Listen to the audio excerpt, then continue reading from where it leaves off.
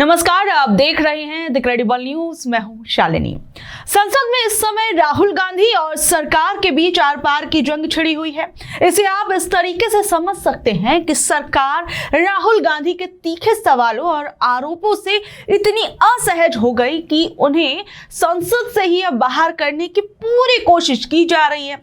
राहुल गांधी ने जब बजट सत्र के दौरान अमेरिका के साथ हुई ट्रेड डील, अदानी अंबानी के प्रभाव और विदेशी फाइलों का जिक्र किया और प्रधानमंत्री पर सीधा हमला बोला, तो सरकार ने इसे निराधार बताया और कह सकते हैं कि पूरी की पूरी बीजेपी बौखलाई हुई नजर आई।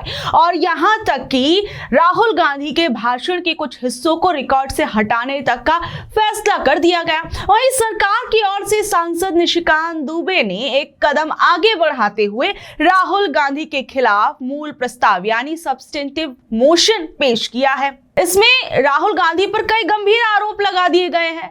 जो निशिकांत दुबे हैं, उनका कहना है कि राहुल गांधी जो हैं, उनका संबंध कई भारत विरोधी विदेशी संस्थाओं से है और वो देश को बदनाम कर रहे हैं। सरकार की रणनीति अब उनके भाषणों को रोकने तक सीमित नहीं है, बल्कि इस प्रस्ताव के जरिए उनकी संसद की सदस्यता रद्द करने और उन पर जिंदगी भर चुनाव लड़ने की पाबंदी लगाने की अब मांग की जा रही है।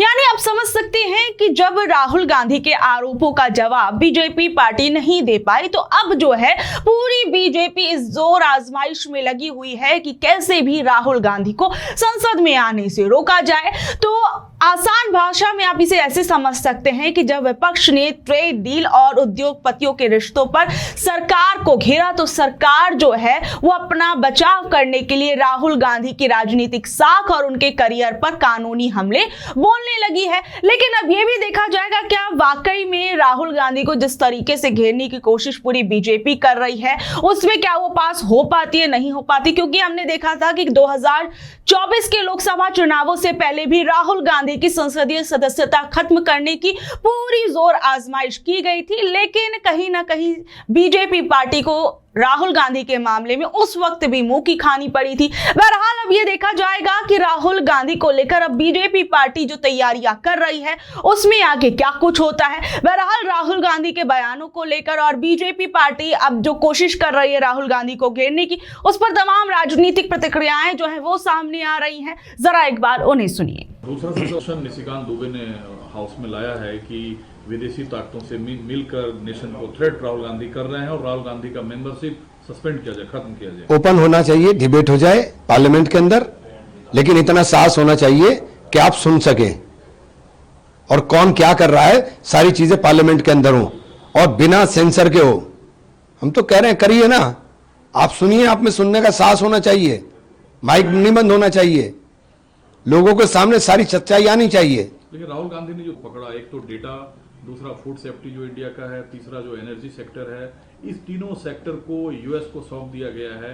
ये राहुल गांधी का सीरियस एलिगेशन है सरकार। तो गलत क्या है? आप बजट के अंदर देखिए क्या डेटा सेंटर के लिए क्या बोला गया है।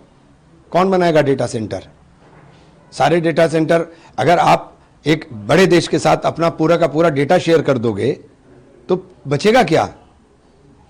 अब पूरा जो सिनेरियो है वो बदल रहा है। अब कोई युद्ध केवल बंदूकों से और उससे नहीं होता। एक मुसीबत है जो निशिकांत दुबे ने मोशन लाया है हाउस में कि सस्पेंड किया जाए, सदस्यता खत्म की जाए राहुल गांधी की। जो जानकार हैं संसदीय विधा के, वो सिर्फ इस पे हंस सकते हैं। अपने रणछोड़ दास को बचाने के लिए जो राष्ट्रपति के अभिभाषण में आ न सके, जग हंसाई हो रही है। एक डपोर पंथी का प्रयास हो रहा है और किसके खिलाफ हो रहा है? उस लौह पुरुष के खिलाफ, राहुल गांधी के खिलाफ। ले चुके हो एक बार सदस्यता, पर क्या उसे डरा पाए, क्या उसे रोक पाए? वो जो जनता की आवाज, किसान की आवाज, दुनिया की कोई ताकत नहीं है। भाजपा जितने जन्म ले ले, राहुल गांधी को न डरा सकती, न धमका सकती है, न जनहित के मुद्दे उठाने से रोक सकती। लेकिन राहुल गांधी ने जो कहा, चाहे कितना भी कोशिश कर ले सरकार, वो किसानों की आवाज उठाते रहेंगे। खासकर जो डेटा है, जो एनर्जी है, जो फूड सेक्टर है भारत का, उस पर वो फोकस कर रहे हैं कि ये अमेरिका को सौंप दिया गया। सामने दिख रहा है, सामने स्पष्ट है, उस पर तो कुछ बोल नहीं रहे। ये तो सब आ गए, किसान, मजदूर और डेटा के रूप में भारत माता के हितों को अमेरिका में गिरवी रख दिया गया है। ये राहुल गांधी ने कहा है और ये सच्चाई है, इसे कोई इनकार नहीं कर सकता। तो मैं तो इतना ही कहूंगा, नेता प्रतिपक्ष हो तो राहुल जैसा। बहुत इंटरेस्टिंग वे में राहुल गांधी एप्स्टीन फाइल का भी जिक्र कर रहे हैं। अब जो जिक्र कर रहे थे वो तो सबूत के तौर में पेश हो गया, खुद मंत्री जी ने मान लिया, पुरी साहब ने, कहाँ मिले थे एप्स्टीन के जो कर्ता धर्ता है, और कब मिले थे? जब 2008 में कन्विक्शन हो गया, 2014 में वो मोदी जी और देश के लिए काम कर रहे थे, भाजपा के लिए, और शायद उसी पुरस्कार को मंत्री पद बन के भोग रहे हैं। तो एप्स्टीन से मंत्रिपरिषद का सीधा रिश्ता साबित तो हो गया। अब सिर्फ एक चीज है, मोदी जी क्या करें? त्यागपत्र मांग लेंगे तो उसके पास बहुत से राज खुल जाएंगे। राहुल गांधी झूठे हैं, उन्हें देश से कोई लेना देना नहीं है, देश के किसानों से कोई लेना देना नहीं है।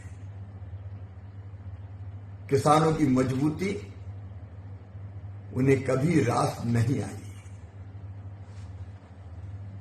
वे तो देश विरोधी बातें करते हुए नजर आते हैं। अभी उन्होंने एक वीडियो में झूठ बोलने के सारे रिकॉर्ड तोड़ दिए। वो झूठ बोलकर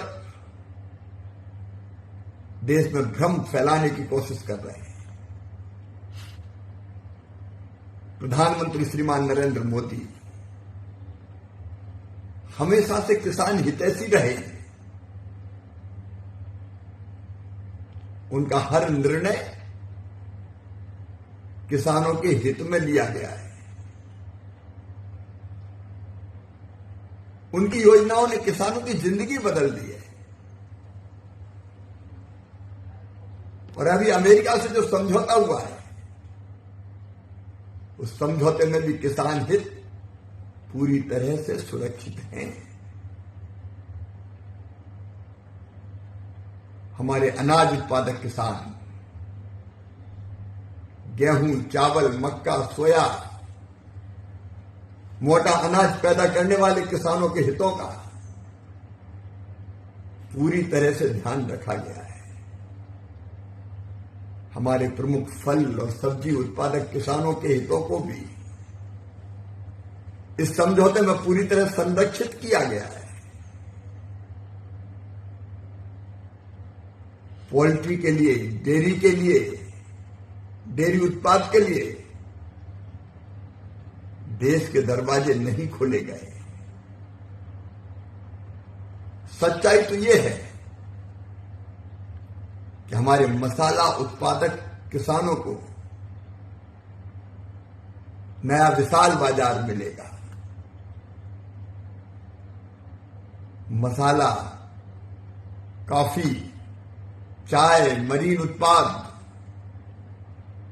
सहित अनेकों वस्तुओं को